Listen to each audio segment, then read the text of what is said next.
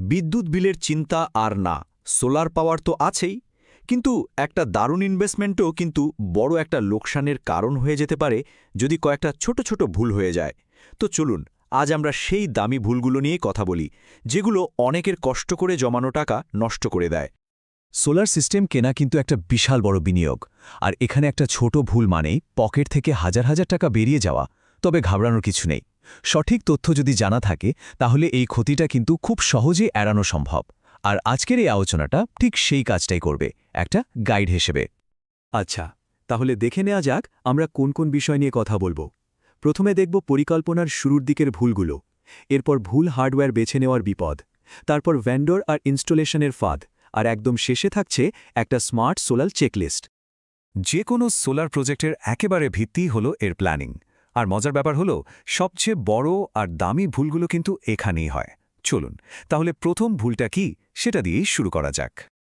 একদম প্রথম আর সবচেয়ে কমন যে ভুলটা প্রায় সবাই করে সেটা হলো নিজের প্রয়োজনটা ঠিকমতো না বোঝা। মানে দিনের ঠিক কতটা কারেন্ট লাগে, কটা লাইট জ্বলে, কটা ফ্যান চলে, ফ্রিজ বা অন্য কিছু চলে কিনা, এইসবের কোনো হিসাব না করেই সোলার কিনতে যাওয়া। ব্যাপারটা অনেকটা বাড়ির ব্লুপ্রিন্ট ছাড়াই বাড়ি বানানো শুরু করার মতো, তাই না? সুতরাং সবার আগে নিজের প্রয়োজনটা বোঝা কিন্তু সবচেয়ে জরুরি। আর এই একটা ভুলের ফল কিন্তু মারাত্মক হতে পারে।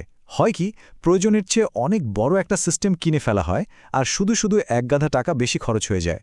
অথবা এমন ছোট একটা সিস্টেম কেনা হয় যা দরকারের সময় কাজই করে না, মানে লোডশেডিং হলো আর সব বন্ধ।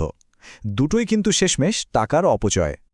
আর এই প্রথম ভুলের হাত ধরেই আসে আমাদের দ্বিতীয় ভুলটা, সিস্টেমের সাইজ ঠিক করতে না পারা। যেহেতু প্রয়োজনটাই ঠিকভাবে মাপা হয়নি, তাই সিস্টেমের সাইজটাও ভুল হয়ে যায়। সিস্টেম যদি ছোট হয়ে যায় তাহলে তো চাহিদাই মিটবে না, আর যদি বেশি বড় হয়ে যায় তাহলে টাকাও বেশি গেল, আবার ছাদের অনেকটা জায়গাও শুধু শুধু নষ্ট হলো।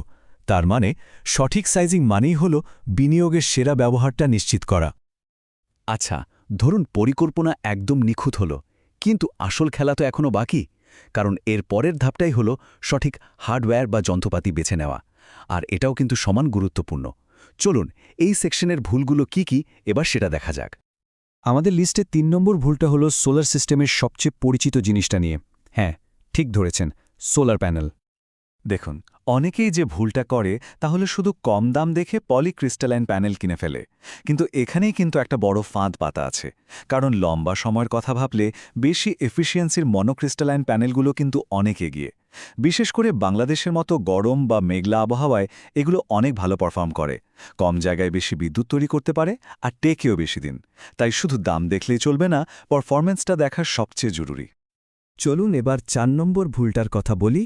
এটা হলো সোলার সিস্টেমের ব্রেইন বা মস্তিষ্ককে নিয়ে। এই যে ইনভার্টার, এটা ছাড়া কিন্তু সোলার প্যানেলের বিদ্যুৎ কোনো কাজেই আসবে না। এখন কেউ যদি একটা সস্তা বা ভুল সাইজের ইনভার্টার কিনে ফেলে, তাহলে পুরো সিস্টেমের পারফরম্যান্স আর নির্ভরযোগ্যতা দুটোই কিন্তু একদম শেষ হয়ে যেতে পারে। মানে লাখ টাকার প্যানেল কিনলেন কিন্তু ইনভার্টারটা দুর্বল, তাহলে তো কোনো লাভই হলো না, তাই না?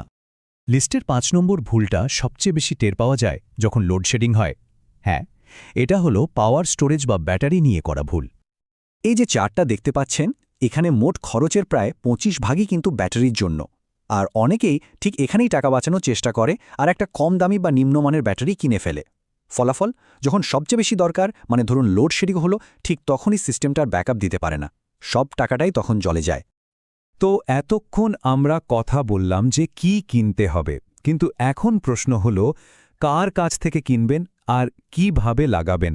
কারণ মনে রাখতে হবে, বিশ্বের সেরা জিনিসও কিন্তু ভুল লোকের হাতে পড়লে একদম বেকার হয়ে যেতে পারে। আর ৬ নম্বর ভুলটা ঠিক এটাই, একজন ভুল বা অবিশ্বস্ত ভেন্ডার বেছে নেওয়া। আর এটা যে কী পরিমাণ ভোগান্তির কারণ হতে পারে তা ভুক্তভোগী ছাড়া কেউ বুঝবে না।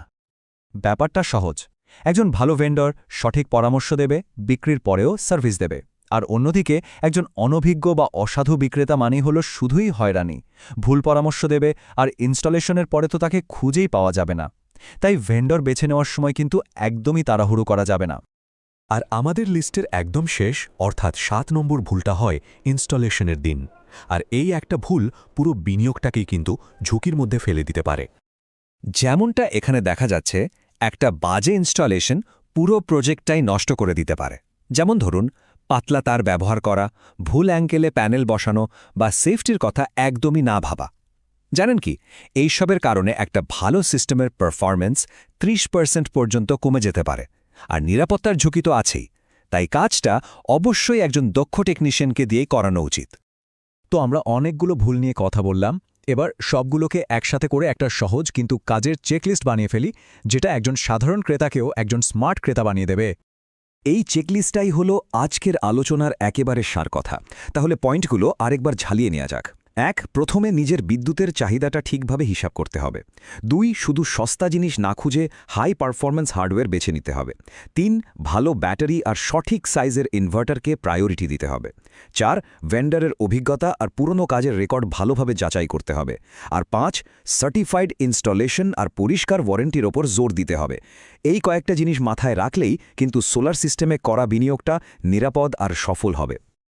তো শেষ প্রশ্নটা হলো, নিজেদের বাড়ি কি ভবিষ্যতের জন্য তৈরি?